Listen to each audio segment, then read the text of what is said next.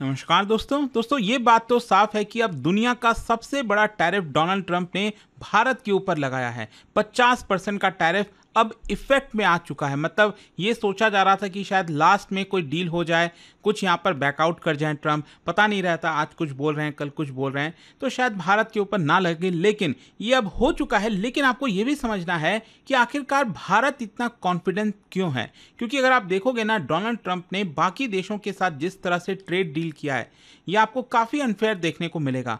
मतलब बाकी देशों के ऊपर 18%, 20% और मनचाहे तरीके से जो कराना चाहे वो कराने की कोशिश की, लेकिन वो ये चीज़ भारत के साथ नहीं करा पाए, और इसीलिए आपको इतना बड़ा गुस्सा भी देखने को मिल रहा होगा। तो इस वीडियो के अंदर मैं आपको 5 वो बड़े कारण बताऊंगा जिसकी वजह से भारत कॉन्फिडेंट है।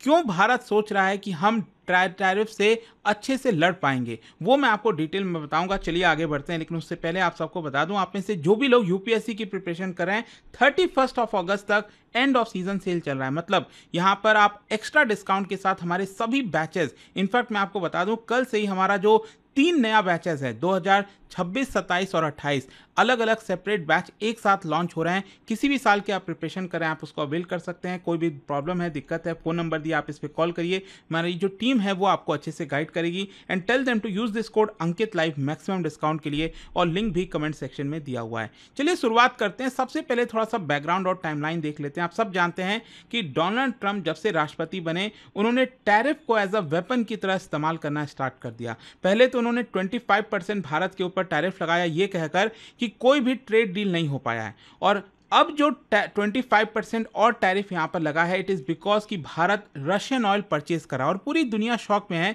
कि ये तो कोई लॉजिक नहीं हुआ। मतलब सबसे ज़्यादा रशियन ऑयल तो इनफैक्ट चाइना खरीद रहा है। इनफैक्ट आप यूरोप के देश देखोगे, अगर आप अमेरिका को खुद को देखो, वो खुद व्यापार कर रहा है, ट्रेड कर रहा है रशिया के साथ। मतलब ऐसा क्या हो गया है कि भारत खरीद रहा है तो ही आपको यहाँ पर प्रॉब्लम हो रही है।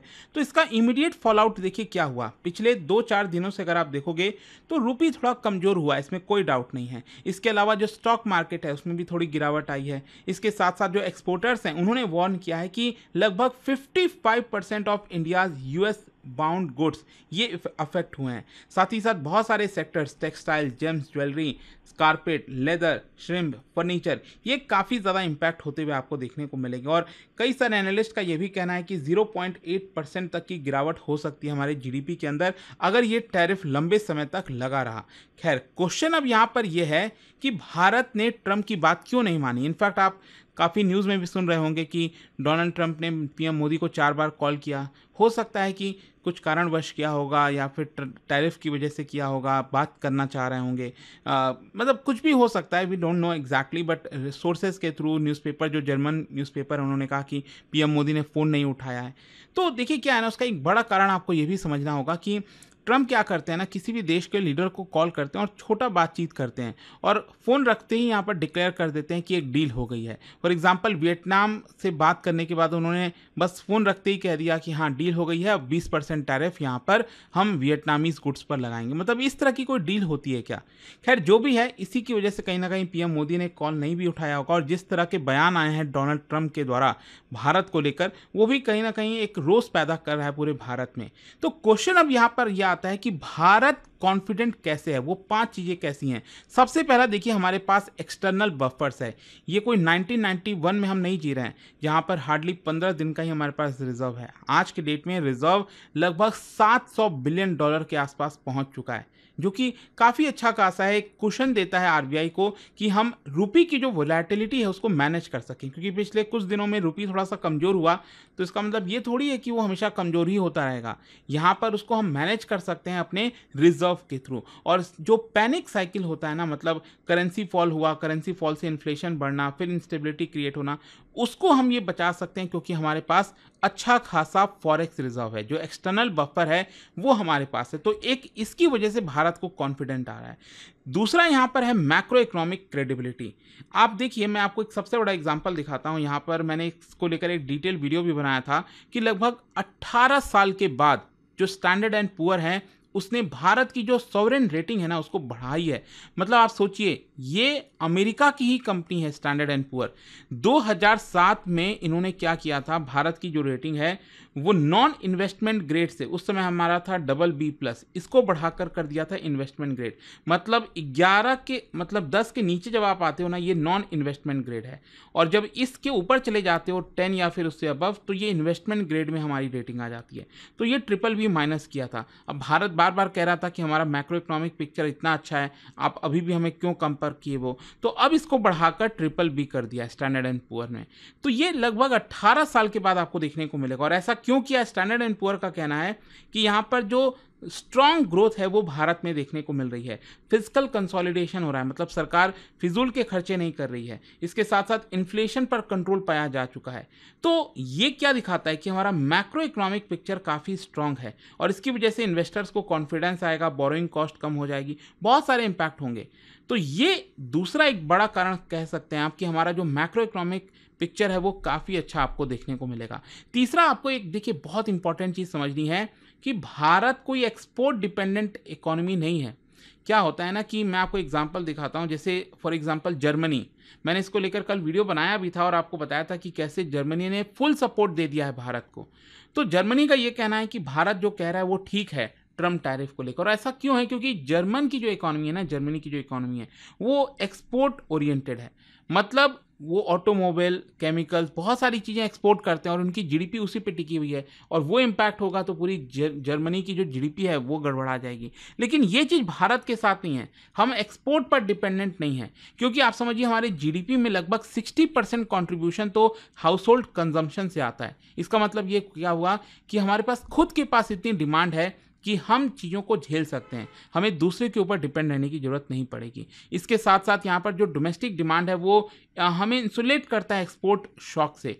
इसके अलावा गवर्नमेंट भी कई सारे स्टिमुलस दे रही है। अभी आप रिसेंटली सुन ही रहे हो, इनफैक्ट पीएम मोदी ने लाल किले से बोल ही दिया है कि दिवाली में 2-2 दिवाली आप मनाएंगे, क्योंकि यहाँ पर जीएसटी में एक बड़ी गिरावट की जाएगी, 2 रेट रखे जाएंगे, सिर्फ रेड टेप जो रिडक्शन है वो किया जा रहा है, इसके साथ साथ इन्वेस्टमेंट को अट्रैक्ट किया जा रहा है रिफॉर्म्स के थ्रू। तो ये सारी चीज़ें ये दिखाती हैं कि जो भारत है वो कॉन्फिडेंट है कि ट्रम्प के टैरिफ को हम झेल सकते हैं। जो चौथा बड़ा कारण है वो एक्टिव पॉलिसी टूल, मतलब एक तरफ आरबीआई, दूसरी तरफ गवर्नमेंट। आरबीआई ने यहाँ पर सिग्नल किया है कि देखिए हम लिक्विडिटी सपोर्ट प्रोवाइड कर देंगे, फॉरेक्स रिजर्व में इंटरवेंशन कर देंगे, इंटरेस्ट रेट फ्लेक्सिबिलिटी कर देंगे, ताकि टैरिफ का जो असर होगा हम उससे निपट सकें। दूसरी तरफ सरकार जो है वो कई सारे एक्सपोर्ट इंसेंटिव्स देने के लिए रेडी है। पीएमओ की कल ही यहाँ पर मीटिंग हुई, हाई लेवल मीटिंग, सब्सिडीज हो गया, इसके साथ साथ लगभग 2 से 2.5 हज़ार करोड़ का एक्सपोर्ट प्रमोशन मिशन प्रपोज किया गया है यहाँ पर। इसके साथ साथ जो एमएसएमईज हैं उनको क्रेडिट सपोर्ट देने के लिए सरकार रेडी है। मतलब जो एक्सपोर्टर्स पर इम्पैक्ट आएगा उनको सरकार मदद करने के लिए यहाँ पर रेडी है। पांचवा देखिए ये है आपका ट्रेड डाइवर्सिफिकेशन। क्या है ना कि मान लो हमारा बहुत सारा गुड्स, लगभग आप समझिए $10 बिलियन का गुड्स अगर हम अमेरिका भेज रहे थे हर 2-3 महीने में, तो ये क्या है कि हम बाकी देशों में डाइवर्सिफाई कर सकते हैं ना, मतलब हम अपने मार्केट को और ओपन कर सकते हैं, जैसे Latin America, Middle East, China, South East Asia. In fact आप ये खबर भी देख सकते हो, India plans outreach program in 40 nations to push textile export, क्योंकि सबसे ज़्यादा इम्पैक्ट ये टेक्सटाइल पर ही आ रहा है। तो 50% टैरिफ लगने से अब हम अमेरिका में तो टेक्सटाइल भेज नहीं पाएंगे, कपड़े भेज नहीं पाएंगे, क्योंकि वो बहुत महंगा हो जाएगा।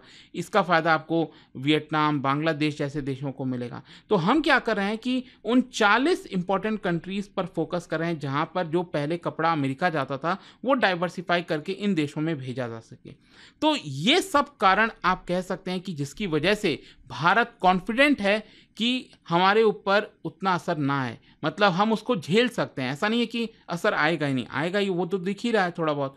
तो यहाँ पर इसका जियोपॉलिटिकल डायमेंशन क्या है? देखो सबसे पहली चीज़ क्या है कि यूएस ने जो टैरिफ डायरेक्टली लिंक किया है वो इंडिया के रशियन ऑयल इंपोर्ट से किया है, एक वेपन की तरह इस्तेमाल किया है, जो कि याद रखा जाएगा। जी हाँ, ये बहुत लंबे समय तक याद रखा जाएगा कि अमेरिका ने भारत के साथ ये क्या किया।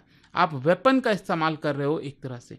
दूसरा यहाँ पर क्या है कि जो टैरिफ है वो यूएस और इंडिया की जो स्ट्रैटेजिक पार्टनरशिप है उसको अंडरमाइन करती है। बहुत सारे एक्सपर्ट, अमेरिका के खुद के फॉर्मर जो ऑफिसर्स हैं, ऑफिशियल्स हैं, उनका ये साफ साफ कहना है कि इतने सालों की जो मेहनत थी अमेरिका और यूएस के बीच के रिलेशंस को बेटर करने की, वो काफ़ी ज़्यादा ख़राब हो गई है ट्रम्प की वजह से। और भारत भी क्या कर रहा है? डबलिंग डाउन कर रहा है। मतलब हम मल्टीपोलर टाइज कर रहे हैं, रशिया के साथ और एनर्जी खरीद रहे हैं, चाइना के साथ ट्रेड करने की कोशिश कर रहे हैं, मिडिल ईस्ट हो गया। और यही कारण है, इनफैक्ट मुझे तो हंसी आ रही थी यहाँ पर, आप देखिए कि एक तरफ आप टैरिफ लगा रहे हो, दूसरी तरफ अब जो अमेरिका है उनके टोन में थोड़ा सा आपको सॉफ्टनेस देखने को मिलेगा। कल देखिए यहाँ पर जो ट्रेजरी सेक्रेटरी है, मतलब फाइनेंस मिनिस्टर वहाँ के बेसेंट, उन्होंने ये कह दिया इंडिया यूएस टैरिफ इशू को लेकर कि at the end of the day we will come together.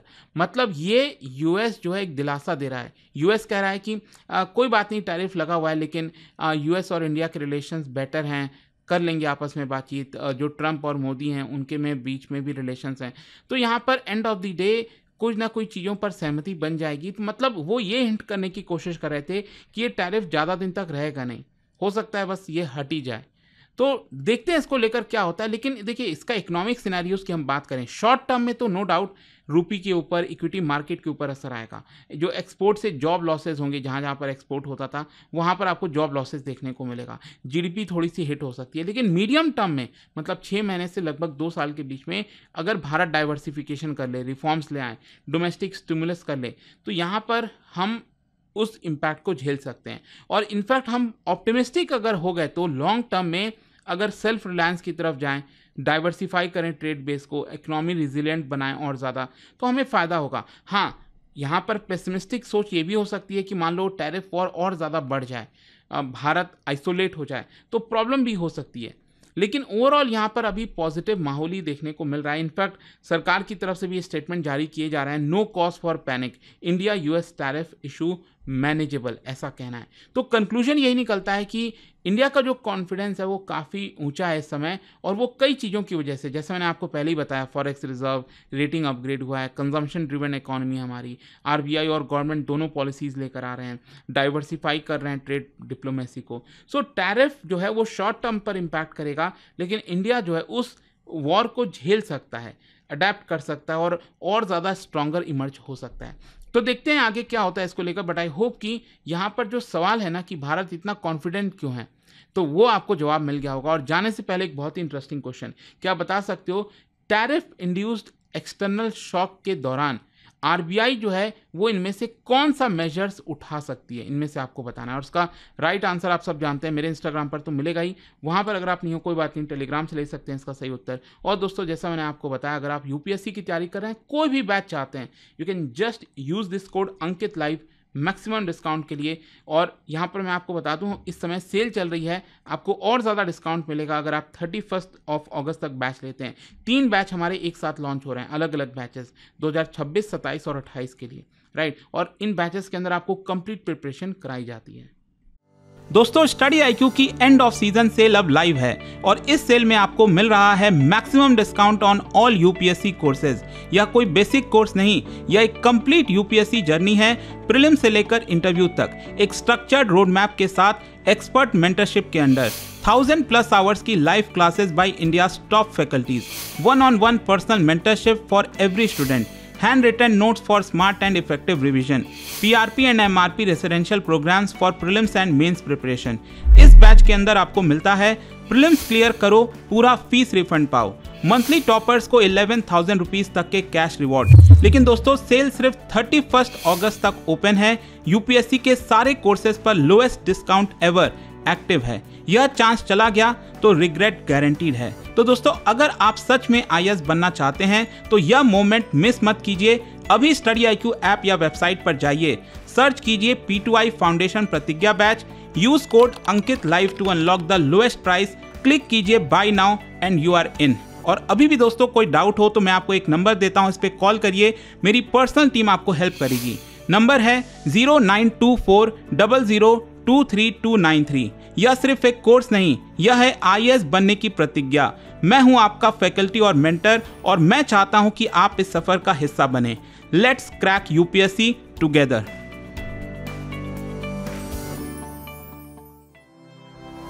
Study IQ IAS, आपका सिलेक्शन हमारा मिशन।